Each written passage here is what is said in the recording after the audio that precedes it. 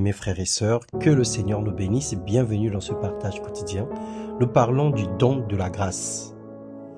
Rendons grâce au Seigneur pour son œuvre salvatrice en notre faveur, sa fidélité et son amour manifestés dans nos vies. Le Seigneur est bon et il nous aime.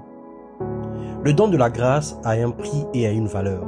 Dans Romains 5, le verset 15 au verset 16, il est écrit « Mais il n'en est pas du don gratuit, comme de l'offense, car si par l'offense d'un seul, il en est beaucoup qui sont morts, à plus forte raison, le don de la grâce venant d'un seul homme, Jésus-Christ, ont-ils été abandonnés, répandus sur beaucoup.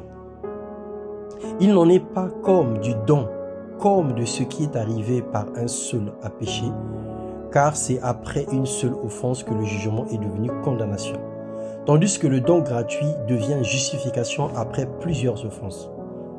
La grâce est la réponse ou le cadeau que Dieu fait aux mains tendues vers lui.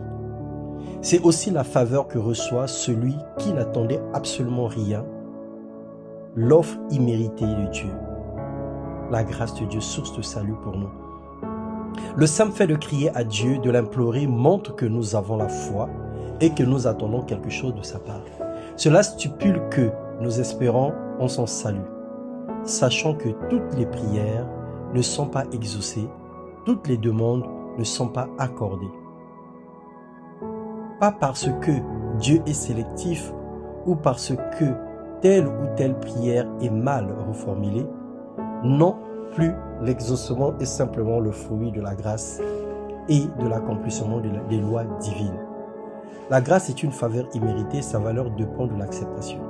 La grâce a un nom, c'est Jésus-Christ. Elle a un prix, les souffrances et la mort de Jésus-Christ. Il a donné sa vie afin que nous soyons graciés. Il a donné sa vie afin que le Père puisse nous accepter. Puni à la croix pour nous, maltraités et abandonnés, afin que nous soyons pardonnés.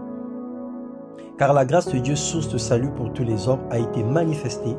Elle nous enseigne à renoncer à l'impiété et au convoitisme mondain et à vivre dans le siècle présent selon la sagesse, la justice et la piété, en attendant la bienheureuse espérance et la manifestation de la gloire du grand Dieu et de notre Sauveur Jésus-Christ qui s'est donné lui-même pour nous afin de nous racheter de toute iniquité et de se faire un peuple qui lui appartienne, purifié par lui et zélé pour les bonnes œuvres.